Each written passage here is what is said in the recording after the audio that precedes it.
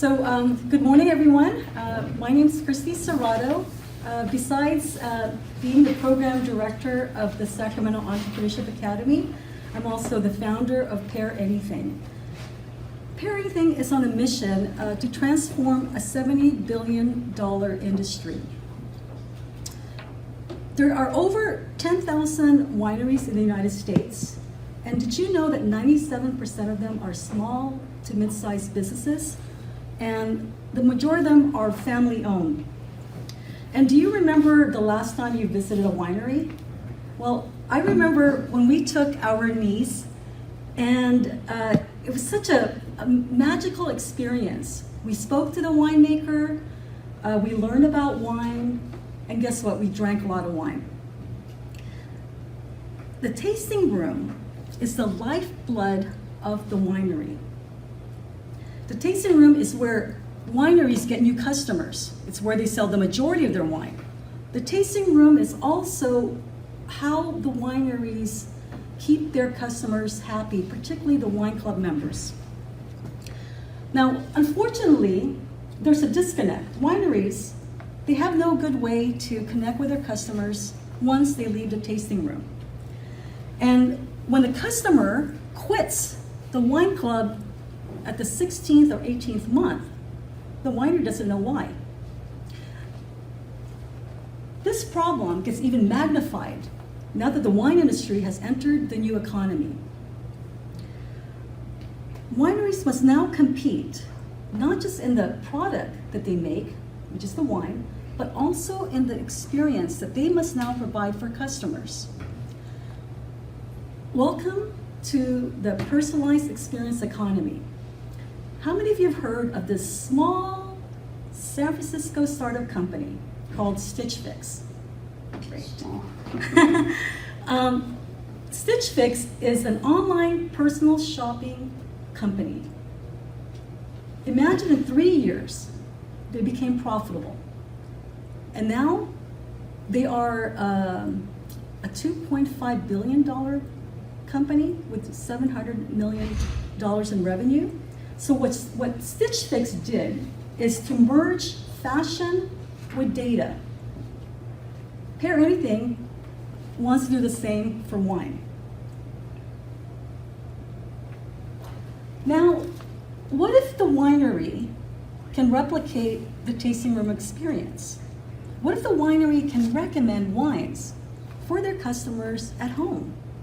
What if the winery can educate their customers about wine, how to match it with food, and what if they can help them discover new wines that they've never tried before? And what if they can even learn about their customers to keep them happy? What do you think about that? So I'm happy to introduce PairAnything. We provide a proprietary decisioning logic to help recreate the tasting room experience anywhere, anytime. What sets us apart? PairAnything is unique in the sense that it can find wine or match wine with any dish. Hence the name PairAnything. And how do we do that? We actually can look at a recipe, parse out the ingredients, the protein, the spices, and be able to find a flavor bridge to a specific wine profile. And guess what? We have algorithm to actually filter the wine recommendation based on the user preferences. And each time the user uses the app, it actually gets smarter. And with analytics, we can actually then help wineries make better business decisions. So, the personalization and decisioning logic technology that has disrupted other industries, like the fashion industry, is now helping wineries connect with their customers. So how do we make money? The wineries pay us for a monthly subscription fee. They also pay us for a commission for every wine sold through our platform, and they can buy targeted ads. This is our first release. The second release will be a consumer app for, the second release will be a freemium model for consumers not affiliated with any wineries. So we mentioned about the $70 billion wine industry. We are going to focus on domestic wines, which is about 45 billion, and specifically a subset of that, which is the $3 billion direct-to-consumer wine sales. It's a key metric because the small wineries, the small family-owned wineries, 60% of their revenue come from direct-to-consumers, from the tasting room, for the wine clubs, and any online sales. So our go-to-market strategy is to partner with wineries as our customers, as well as a way to get the end users. And we already mentioned we're going to focus on small to family owned, but guess what? We're going to focus on California wineries. Why? 45% of the 10,000 wineries are in California, and they produce 90% of all the wines sold domestically. And guess what? I'm a California native.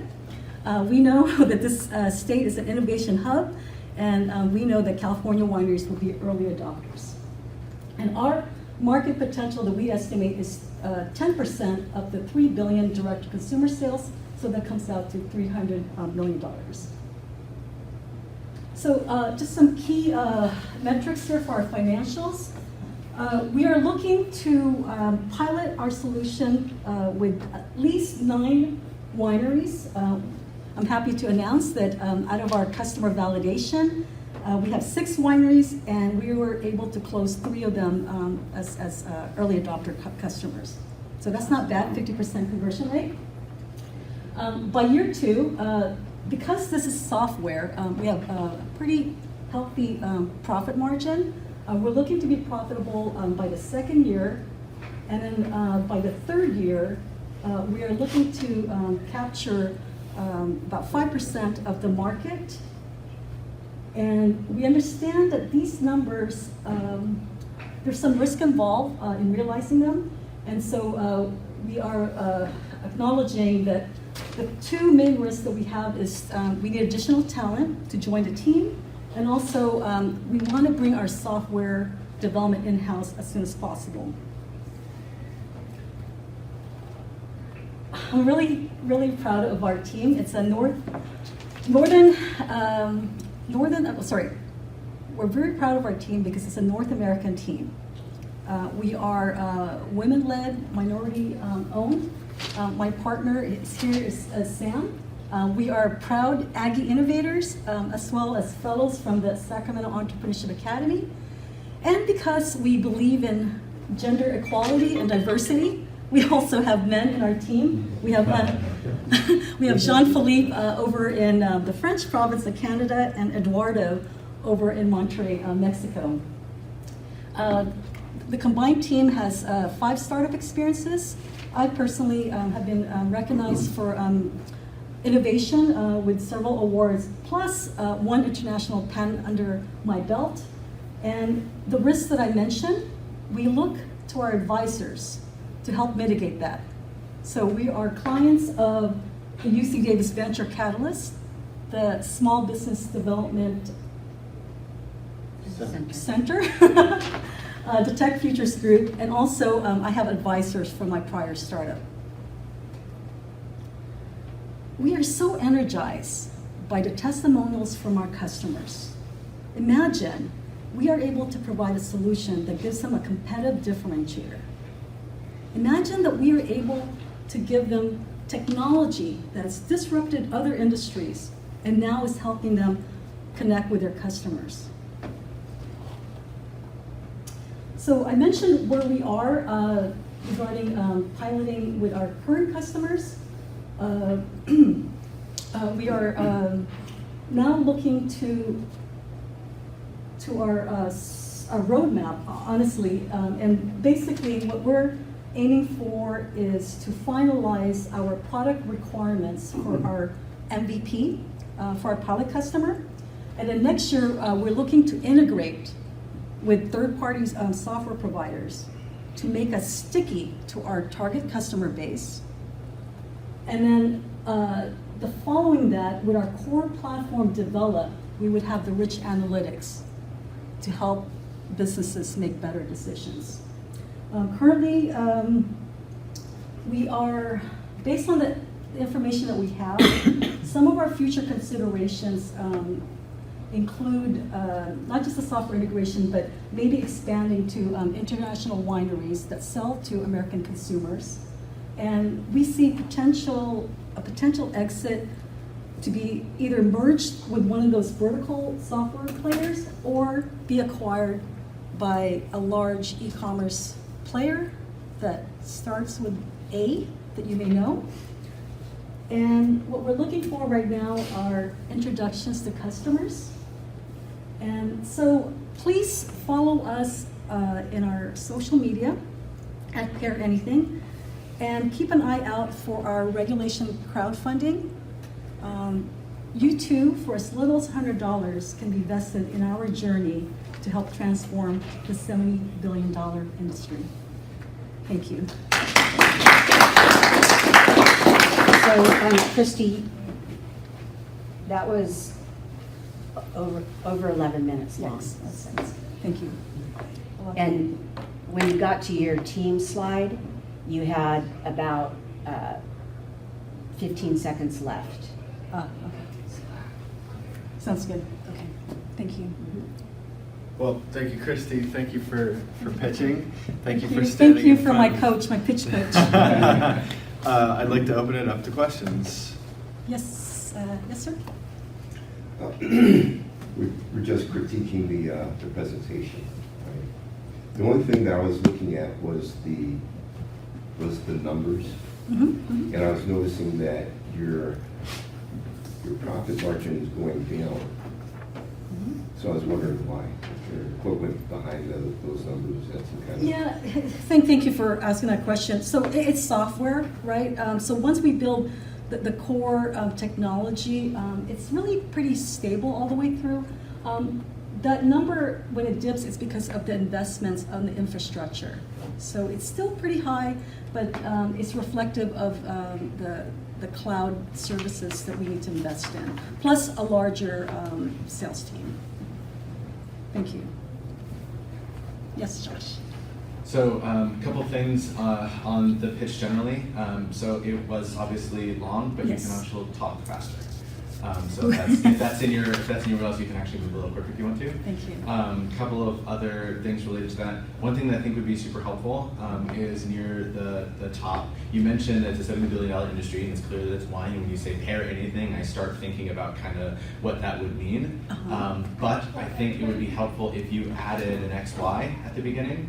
Just to anchor it so that when you talk for the next 60 seconds about the industry that you're going to disrupt, I can anchor that to what it is that your product's doing. So that can be really simple. That could be something like, right at the top when you talk about disrupting a $70 billion industry, you could say, and we are bringing the tasting room to your room. Right? Something simple that just says, like here, like connect it to this so that I can follow what's going on after that. I think would be really helpful. Okay, yeah, I tried to do that, but I appreciate I need more clarity. Yes, Jeff. So I think kind of piggybacking off that, I would have liked to see at the very beginning kind of a scenario to describe, because I wasn't sure if it was a B2C or B2B or it sounds like a B2B2C. Yeah, B2B2C. So I think walking through a scenario of how the winery, showing the winery's problem, how you're solving the problem, and how they're using your app to connect with their customer. I see. And using some of those wineries that you've got as pilots, and telling the story of like Okay. those wineries and those customers. Okay, That would help me a lot. thank you. Yeah, that's good. Yeah, I'm sorry, what's your name? Colleen. Colleen, When pleasure. you got to the slide where you're talking about your initial launch of the app and then the second release of it, was a little confused Confusing. about the initial focus and then how you were switching it. Yeah, Which slide? I'm sorry. This slide This right slide here, right here. the Oh, yeah. business model, how Yeah. initially it's wineries and the subscription, but then switching over where it's not sponsored by the wineries, but it's yeah, okay, yeah, thank you. Because what I'm trying to, the mission is to transform a $70 billion wine industry. We're gonna start first with helping wineries retain their customers with the wine club. And after that, we want to be able to help them attract new customers. Hence, this app directly to consumers who don't have any affiliation with wineries, because then we get them exposed to buying local and being able to save money by only buying the wine that they like. I didn't get that across. I think getting that up front further first and Yeah. destination helps a lot. Yeah. Yes. Okay, so the overall vision of, okay, Helping the Yeah. wineries retain their customers. Yes. That's a holistic value proposition. Well, and what I took away from that, and I was gonna say, wow, leave that part out, was that you were gonna have a freemium model without ads for consumers. And I'm like, well, how are you gonna make money on that? Why would you even do that? But now when I'm looking at this slide, the free part would be ad sponsored. Okay, so it's an ad sponsored freemium model. It's not a freemium model without ads. Well, I also heard you're getting money on the B2B side, and you're getting a cut of those wine sales that are through it, right? yes. Yes. Yeah, I'm just saying, it sounded to me like you were gonna launch a completely different app that was completely free to consumers and didn't have ads.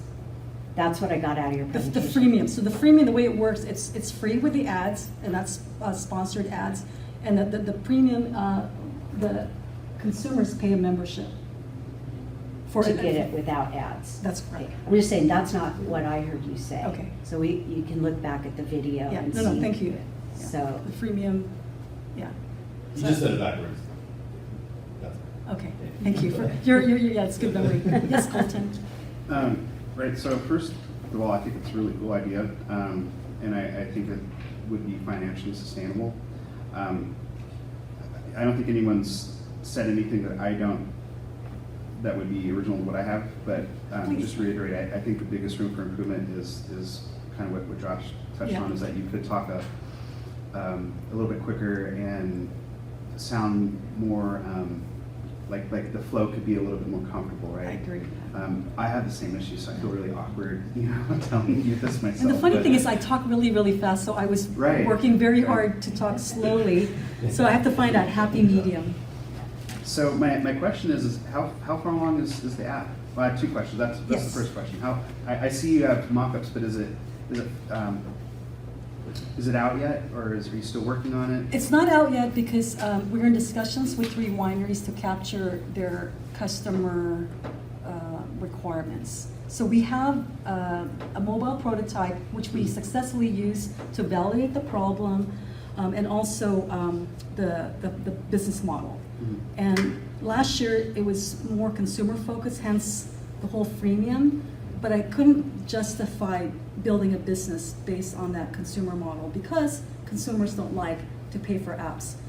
We are completely strapping our heels to fund this company initially, and so the better strategy was to go through the wineries, solve their business and industry problems, and help and use that funds to develop the base platform. And what's interesting about this is once we get to the integration, we know that we're going to have strategic partners with the software providers for the wineries.